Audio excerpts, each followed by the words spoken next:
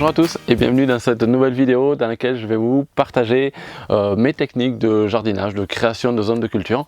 Donc ça va être une vidéo tutoriel dans laquelle je vais vous expliquer mes méthodes qui pour moi sont le plus efficaces, le plus simple, le plus rapide. Je vous parle un petit peu vite fait aussi de par où je suis passé pour en arriver à ces techniques là.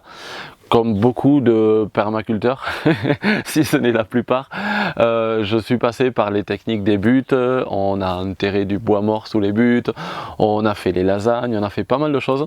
Et aujourd'hui, je reviens un peu de toutes ces méthodes, je les pratique plus du tout, mais vraiment plus du tout. Je fais plus de buttes, je fais que des planches de culture. Les lasagnes, je ne les pratique plus non plus. Donc voilà, je vais vous expliquer la méthode la plus simple à mon sens qui soit, la plus rapide, la plus efficace. Je sais que beaucoup d'entre vous aiment bien comment dire, les techniques un peu clés en main où on vous dirait faites ça et ça marche et puis c'est simple et efficace. C'est pas possible, c'est très difficile, et si vous tombez un jour sur une vidéo ou un cours ou quoi que ce soit qui vous dise faites ça, ça marche, faites attention puisque tous les sols sont différents, tous les climats sont différents, tout le monde est différent, on a tous nos petites techniques et tout ne marche pas tout le temps. Donc là je vais vous expliquer une méthode qui selon moi marche dans de nombreux cas, mais à condition de faire attention à la moduler, l'adapter selon le type de sol. On ne pourra pas le faire selon votre type de sol, on ne pourra pas le faire au même moment, il y aura des périodes où ce sera plus facile, plus difficile. Donc voilà, il va falloir adapter. Moi je vais vous parler de mes techniques ici sur terre sablo-limoneuse ou limono-sableuse, en tout cas très peu argileuse. Si chez vous c'est une terre qui est très riche en argile, il va falloir faire attention. La grosse différence avec les sols argileux, c'est que avec l'humidité, ils vont réagir différemment. Il va y avoir de nombreuses périodes sur lesquelles vous ne pourrez pas, ou il ne faudra pas en tout cas trop toucher à votre terre. Une terre argileuse, si elle est trop mouillée et que vous la travaillez ou que vous la piétinez, que vous marchez dessus, vous allez la tasser et vous allez faire des blocs, des mottes très très durs que vous mettrez peut-être des années à vous en défaire. Donc sur les terres argileuses, faire attention. Ensuite je vais vous partager tout au long de la vidéo quelques petites astuces pour rendre encore plus fertile, mais sachez que cette vidéo risque d'être assez rapide, assez simple, et vous pouvez aller fouiller, je vous mettrai des liens par là, ou aller fouiller un peu sur la chaîne. J'ai fait pas mal de séries de vidéos sur la technique des engrais verts, la fertilité des sols, pour comprendre vraiment comment rendre son sol fertile. Tout ça, ça sera bien évidemment à prendre en compte.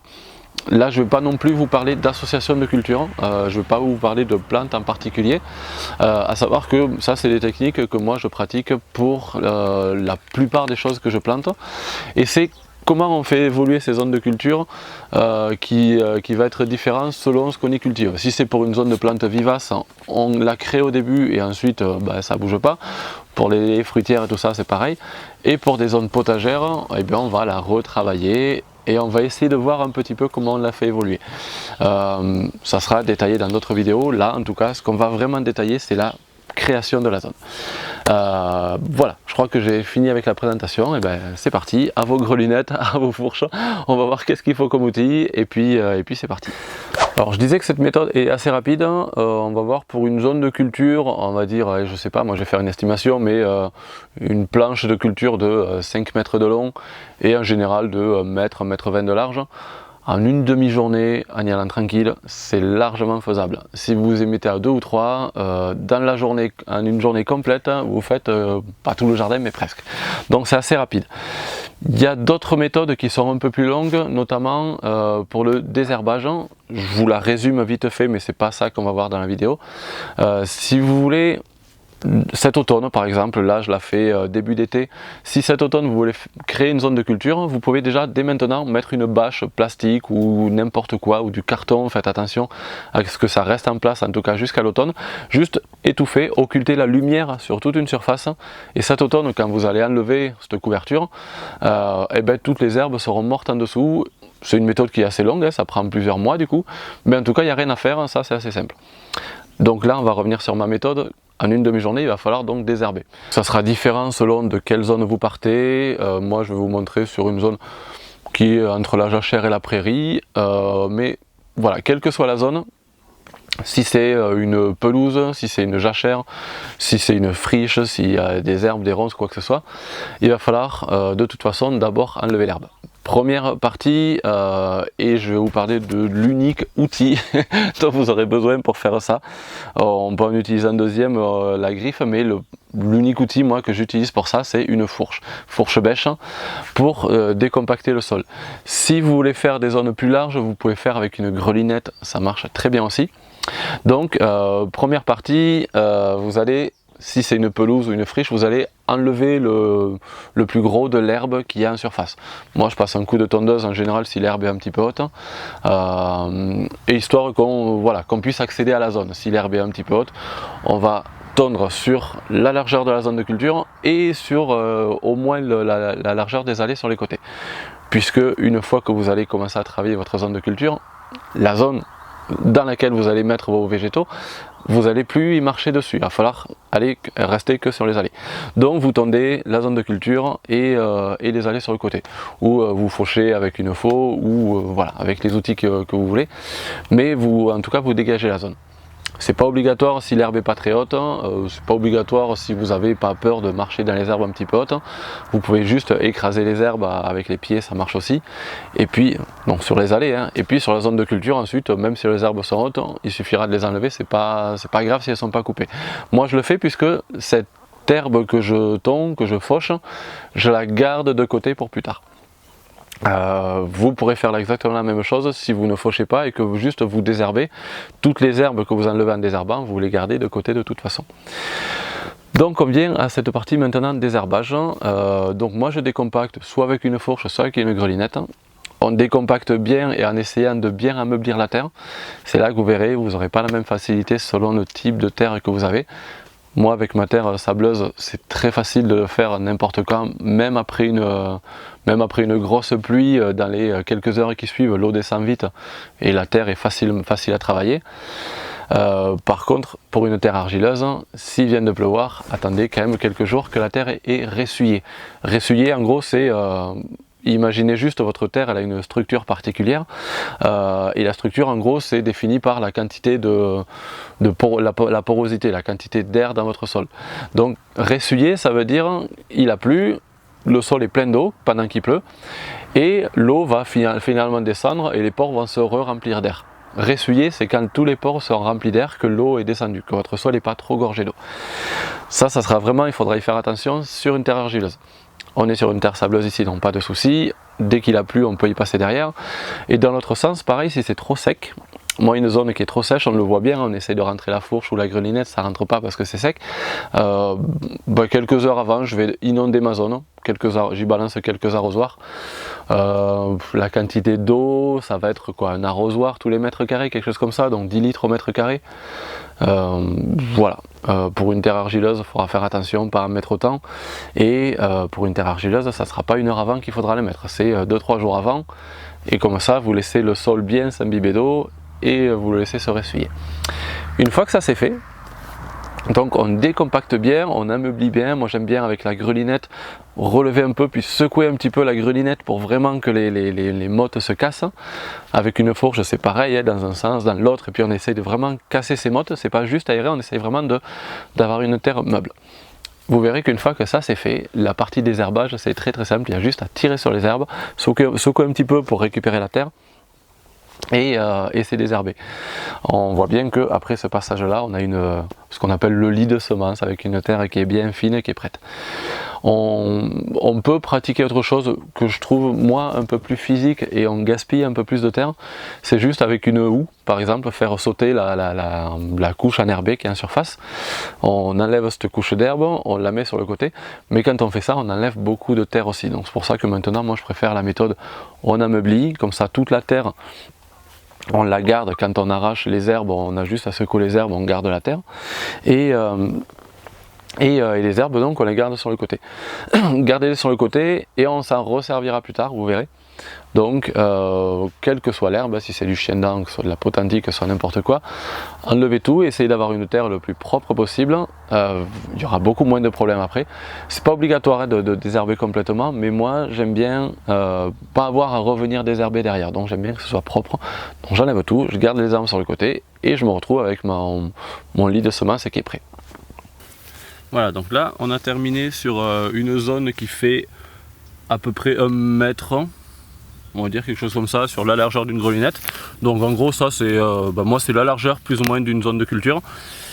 La largeur de vos zones de culture, c'est il va falloir que vous l'adaptiez. L'idéal c'est que en allant d'un côté ou de l'autre de la zone de culture, vous puissiez atteindre le milieu. Si c'est plus large que ça et que vous ne pouvez pas atteindre le milieu, que vous devez vous appuyer dessus pour aller au milieu, vous allez tasser la terre. Donc l'idéal c'est allez 1 mètre, 1 mètre 20 de large.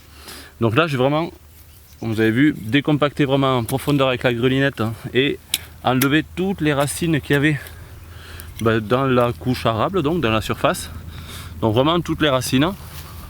Donc là ici c'est beaucoup de chiens-dents, hein, c'est une prairie dans laquelle il y a beaucoup de chiens-dents. Et voilà, donc toutes ces racines, je les garde de côté. Ensuite on va pouvoir recouvrir. Moi j'y mets plus de compost, j'utilise plus beaucoup de compost. On peut en utiliser, c'est pas gênant d'en utiliser. Et puis je remets en général les couches par-dessus dans un ordre assez précis. Différenciez bien, tout ça c'est les racines que j'ai sorties de la terre, donc ça surtout pas en dessous sinon ça va repousser. Si on devait y mettre du compost, on le mettrait en premier. Ensuite je paille avec en premier la matière verte, donc la tonte que j'ai utilisée, la tonte que j'ai enlevée de cette zone. Je répartis bien sur toute la surface. Ça c'est ce qui va en se décomposant m'apporter beaucoup d'azote, c'est très nutritif. Éventuellement si on a de la paille, on en met par dessus.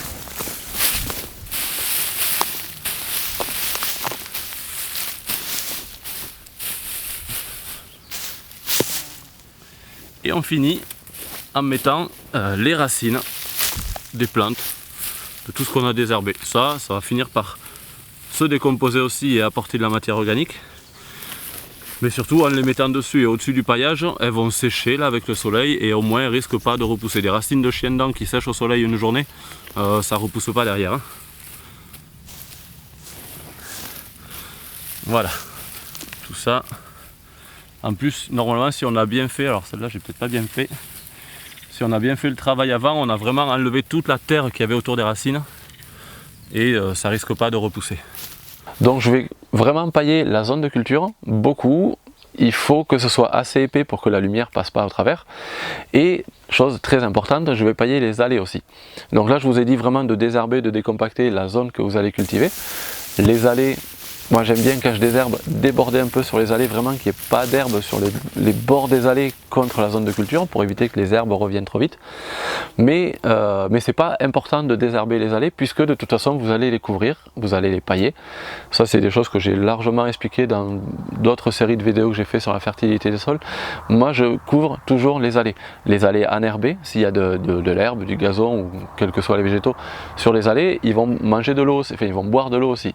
Donc quand vous allez arroser, quand il va pleuvoir, ces herbes dans les allées vont pomper de l'eau. Donc l'idée c'est qu'il n'y ait pas trop d'herbes qui poussent là. Si vous laissez les herbes, vous allez avoir aussi un risque que ces herbes viennent recoloniser vos zones de culture. Donc les allées, il ne faut pas qu'il y ait de végétaux, donc toujours pailler. Quand vous paillez, vous débordez toujours sur les allées. Donc une fois que ça c'est fait, je paille tout, ma zone de culture, mon allée. Et à partir de là, si j'ai pas le temps de faire plus, si j'ai pas le temps de terminer, de toute façon la zone elle est prête, elle est préparée. C'est zone de culture prête à être plantée. On en vient donc maintenant à la partie culture. Comment on va cultiver, qu'est-ce qu'on va cultiver? Et je vais vous expliquer maintenant comment je pratique moi quasi exclusivement aujourd'hui, pas seulement, mais j'essaie vraiment de plus en plus faire ça. Je me suis rendu compte qu'un sol n'aimait pas être à nu et un sol qui est juste paillé, s'il n'y a pas de végétaux qui poussent dedans, ça lui va pas. Un sol il veut être végétalisé le plus possible.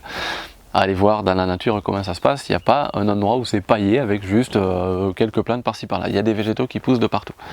Donc juste un paillage, laisser un paillage en place et puis juste y planter quelques, on fait quoi? On fait des tomates, on fait des courgettes, on fait des trucs comme ça en ce moment. Juste écarter le paillage pour planter. c'est bien, c'est efficace, ça marche, c'est ce que je pratiquais jusqu'à maintenant. Mais il y a moyen de faire, selon moi, encore mieux. L'idée, c'est que le sol soit végétalisé le plus possible. On pratique les engrais verts. Une autre méthode que j'ai pratiquée, c'était au printemps, très tôt, avant les cultures légumières. Tout le paillage qui est sur la zone de culture, on l'enlève, donc on ne va pas l'amener beaucoup plus loin, on le rabat sur l'allée. Si vous avez déjà paillé l'allée, ça veut dire qu'au niveau des allées, vous allez avoir une très grosse épaisseur. C'est pas grave, parce qu'au final, cette matière organique sur les allées qui va lentement se décomposer, va apporter des matières nutritives au sol, va le garder vivant, va apporter de la matière carbonée, va faire monter le taux de matière organique, enfin c'est plein d'avantages. Le seul inconvénient, ça sera au début, si c'est très épais, vous allez y marcher dessus, ça sera pas très pratique, mais rapidement ça va se tasser et c'est une réserve de matière organique qui est sur l'allée. Donc juste vous écartez, vous mettez à nu votre zone de culture. Et donc moi ce que je faisais au printemps, c'est que je faisais ça et je semais un engrais vert sur toute la zone. Une fois que l'engrais vert était bien développé, je le fauchais s'il y avait besoin de cultiver, je laissais sur le sol et je plantais ce que j'avais à y mettre, ou alors je fauchais juste sur les lignes où je voulais faire mes plantations. Enfin bref, je faisais mes plantations dans les engrais verts. Et donc le jour où je vais vouloir revenir planter quelque chose là-dedans, il n'y aura plus qu'à dégager ça.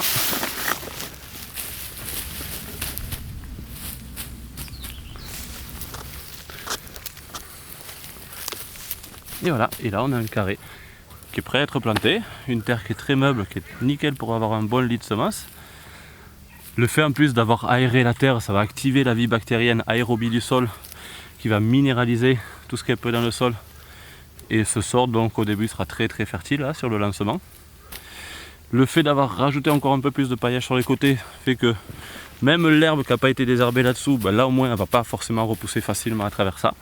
Donc voilà, on a un carré qui est bien entouré, bien protégé, une terre qui est bien meuble. Et c'est parti. Maintenant, quand je lance mes cultures, je vais de suite y planter des choses. Donc je reviens au début, je résume. J'écarte mon paillage de mes zones de culture, je mets ma zone de culture à nu, je sème mon engrais vert. Et ensuite, directement là-dedans, je plante ce que j'ai y planté, donc selon la saison, des tomates, des choux, des courgettes. Je vais donc y mettre mes plantes, mes végétaux déjà développés, après avoir semé un engrais vert. Et à partir de là, j'essaye de faire en sorte qu'au moins au début, la zone reste humide. Donc si c'est possible de le faire avant une période de pluie, c'est très bien.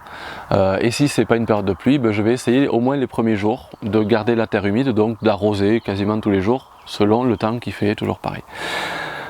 Si vous faites ça, faites attention, selon les végétaux que vous avez plantés, vous allez avoir des risques de gastéropodes, limaces, escargots, donc à surveiller. Et donc là, rapidement, vous allez avoir vos cultures qui vont se développer, le sol qui va se mettre à se couvrir de vos engrais verts que vous aurez semés, et toute la zone va être végétalisée. Donc là, à partir de là, il va falloir gérer ces engrais verts par rapport à vos cultures. Si par hasard vous avez des engrais verts qui poussent trop vite et qui vont étouffer certaines de vos cultures, il va falloir les arracher un peu autour de vos plantes. Donc là on le voit, moi j'ai des salades, j'arrache un petit peu mes engrais verts autour et je les laisse au sol, je ne les arrache pas pour les mettre ailleurs, je laisse toujours au sol et je fais en sorte que mes végétaux aient de la lumière. Ça a plein d'intérêts. Petit à petit, en arrachant tout ça ou en les coupant juste à la base, j'essaye de ne pas arracher, je les coupe à la base et je les laisse au sol. En se décomposant petit à petit, ça va apporter de la matière organique. Les racines qui sont sous terre, en se décomposant, ça va apporter de la matière organique nutritive aussi, ça va minéraliser petit à petit. Donc c'est hyper intéressant.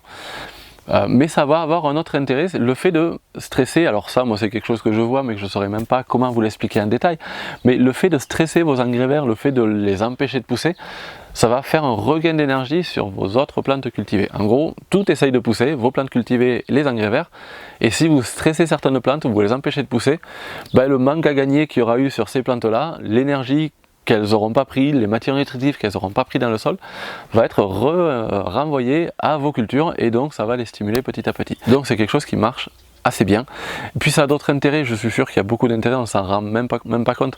Mais de toute façon, sachez que si votre sol il est couvert de végétaux et que vous arrivez à gérer au fur et à mesure calmer vos engrais verts, pour stimuler vos cultures, ça va être très efficace. Je vais maintenant vous partager 2-3 petites astuces que j'ai, des petits trucs que j'ai développés qui sont à mon sens assez pratiques et puis amusants, vous verrez. J'aime bien ici au jardin m'amuser à essayer de trouver des techniques les plus efficaces, les plus productives. On essaye de produire vraiment beaucoup de légumes mais avec les méthodes les plus simples et efficaces.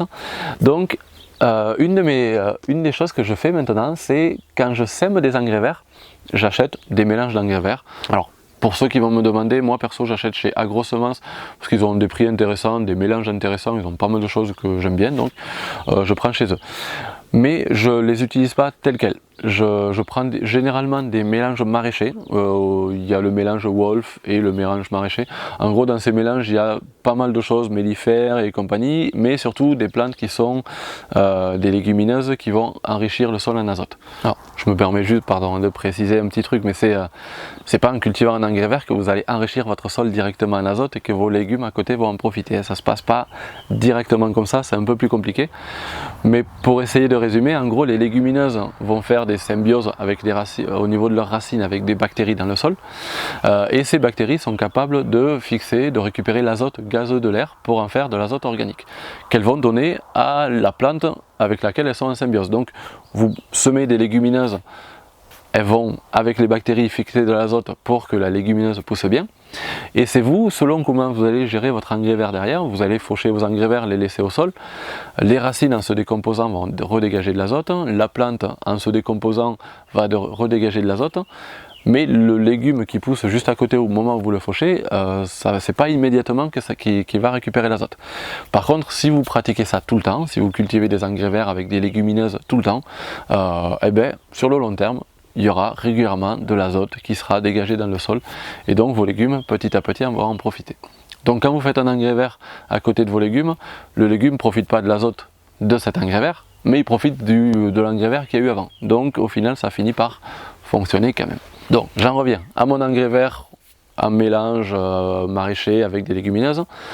Et je rajoute beaucoup de choses là-dedans. Je produis pas mal de semences et donc je rajoute des surplus de semences de laitue, tout ce que j'ai en salade.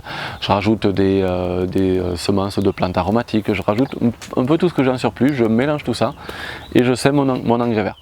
Donc autour de mes cultures, là ici dans le tunnel, j'ai les courgettes, les tomates, des concombres, j'ai pas mal de choses comme ça. C'est dans un fouillis de végétation et au fur et à mesure, quand je vais par exemple un jour cueillir une salade ou un jour cueillir quoi que ce soit, où il y a un espace qui se libère, je regarde dans tous les engrais verts qui poussent autour et généralement il y a des aromatiques, il y a des salades qui poussent et au lieu de venir replanter une salade derrière, eh ben, j'ai juste à sélectionner quand je désherbe un petit peu, quand je coupe un peu à la base mes engrais verts, je ne vais pas tous les couper et je vais garder ceux que j'ai envie qui prennent la place derrière. Ça évite d'avoir à libérer un espace, à semer une salade ou à venir y planter une salade. En gros, les salades, là pour prendre l'exemple des salades, parce que c'est surtout ça que j'ai ici dans le tunnel, qui a bien poussé. Pour prendre cet exemple-là, les salades, elles sont mélangées dans un fouillis de plantes, donc elles végètent un petit peu, elles n'ont pas beaucoup d'espace, donc elles végètent un petit peu. Mais le jour où je libère un espace, je cueille la grosse salade qui est à côté, et que j'ai envie qu'il y en ait une qui vienne prendre la place, et ben, quand je vais désherber mon engrais vert autour de cette petite salade qui végétait au milieu de son engrais vert, si j'arrache tout autour ou si je fauche tout autour et que je la laisse toute seule, tout d'un coup c'est elle qui va rapidement prendre la place. Ça permet de vraiment rentabiliser au niveau du temps et de l'espace et puis du temps de travail à côté, parce que du coup si on fait comme ça, on n'a pas besoin de semer des salades, on n'a pas besoin de les préparer dans la serre à côté ou dans des godets n'importe où, mais voilà, il est déjà en place, la plante est là, elle est prête, elle attend. Donc ça c'est une technique que je pratique depuis quelques temps là et que je maîtrise de plus en plus et que je trouve vraiment c'est super intéressant, c'est hyper productif et c'est hyper rentable au niveau du temps. Allez, je vous en partage une autre que je pratique maintenant ici depuis pas si longtemps que ça, mais que je vois que c'est vraiment très efficace dans mon sol en particulier. J'utilise certains engrais. Alors n'ayez pas peur, je ne vais pas acheter d'engrais ou quoi. Je fabrique mes engrais, ou plutôt je dirais j'ai certains déchets que je ne veux pas rejeter comme ça dans la nature ou tout à l'égout ou quoi. Et que donc il faut bien que j'en fasse quelque chose. Et donc ce déchet, ça devient un engrais. Donc si j'avais besoin d'engrais, je l'ai à disposition. Je l'ai testé sur quelques végétaux et je m'aperçois que c'est très très productif. Donc je les utilise. Peut-être qu'il y en a qui le voient venir. Le déchet en question, c'est l'urine. On urine tous, on va pas se le cacher, on urine tous. S'il y en a qui n'urinent pas, allez voir quelqu'un à côté de vous qui le fait et récupérez-en. On urine tous et je ne sais pas combien de dizaines, de centaines de litres à l'année, donc c'est vraiment énorme. Bon, soit on fait ça dans les toilettes, ça part et c'est perdu, tant pis. Et en plus, il faut que les stations d'épuration travaillent derrière pour retraiter tout ça. Pour moi, c'est dommage, autant le garder. Et surtout quand on voit l'intérêt que ça peut avoir et le côté nutritif que ça peut avoir, au niveau de l'azote, c'est énorme, mais au niveau du phosphore aussi. Le phosphore, ça ne se trouve pas partout, donc autant récupérer ça pour en avoir. Voilà, pour la potasse, il y en a toujours plein dans le sol, donc il n'y a pas besoin d'aller chercher ça là-dedans. Donc c'est quand même quelque chose d'assez complet. J'utilise pas que de l'urine, j'utilise d'autres choses aussi. On a récupéré du guano de pigeons, donc des déjections de pigeons. À la ferme à côté, je récupère souvent du guano de poule. Donc dans le poulailler, les déjections, on les récupère. Et ce guano, on va l'utiliser aussi. Alors soit on le balance sur le sol comme ça en début de culture, il faut faire attention, c'est très très riche, il ne faut pas mettre beaucoup du tout. Je dirais une grosse poignée, ou même pas très grosse, pour 1 mètre carré ou 2, ça suffit largement. Là maintenant, c'est pas comme ça que je l'utilise parce que les planches sont en pleine culture et j'ai envie d'avoir quelque chose de plus flash, de plus rapide. Il est fait, on le voit, les plantes ont le feuillage qui verdit, la croissance s'en ressent. Déjà dans la semaine qui suit, ça va très très vite. Là, ça, je vous explique ça, je fais pas ça sur tout le jardin, je fais ça pour les plantes qui souffrent, ça se voit qu'elles ont besoin d'être nourries, ou alors sur les plantes qui sont gourmandes. Les plantes gourmandes, en gros, c'est les solanacées, les cucurbitacées, c'est vraiment l'extrême. Solanacées, c'est tout ce qui est tomates, aubergines, poivrons, piments, pommes de terre.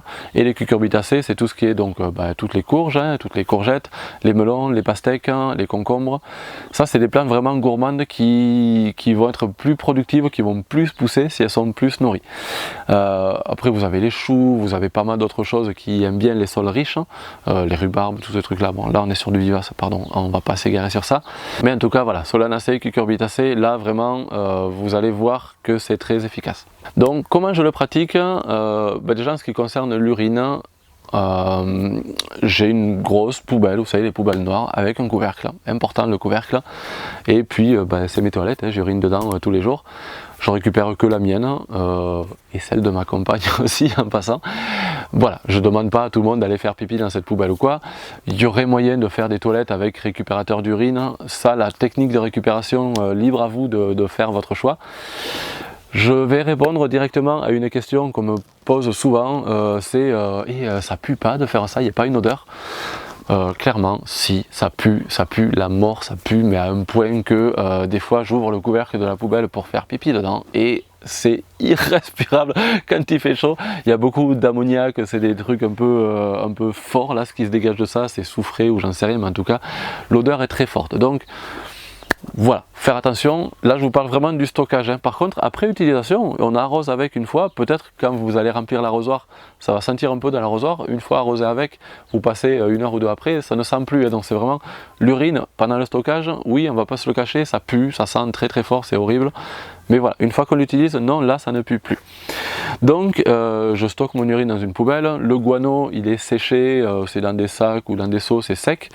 Pour le guano, ce que je fais, c'est que je mets ça dans de l'eau, donc je remplis un fond de seau et je mets de l'eau et je fais tremper un petit peu, au moins 24 heures avant, pour que dans l'eau, toutes les matières riches, minérales, se minéralisent dans l'eau, ou en tout cas se diluent dans l'eau. Je ne sais pas si le terme minéralisé est bon.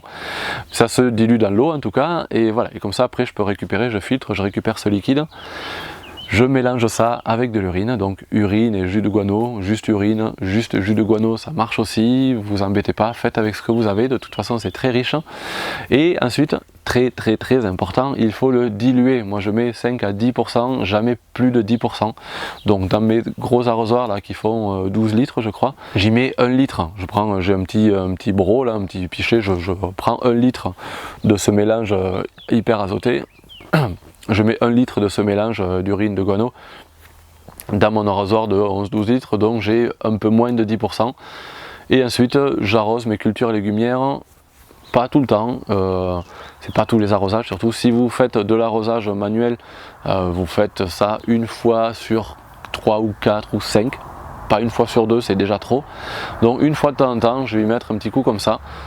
Peut-être une fois par mois si j'arrose, alors j'arrose très peu, hein, j'arrose alors je parle vraiment de période sèche, ensoleillée, où le sol est sec, je vais arroser mes zones de culture légumières gourmandes. On reste sur les solanacées, cucurbitacées essentiellement et quelques autres, mais essentiellement sur celles-là, je vais arroser maximum une fois par semaine, pas plus. Donc cet arrosage avec ces liquides azotés, ça va être une fois par mois, allez 3 fois tous les 2 mois peut-être un poil plus d'une fois par mois, mais c'est pas la peine, une fois par mois je pense que c'est pas mal. Et ensuite vous allez faire d'autres arrosages sans rien. Si vous avez des périodes de pluie, moi j'aime bien faire passer la pluie d'abord, et puis une fois que la pluie est passée, derrière j'ai mis un petit coup de boost avec un petit arrosage en plus.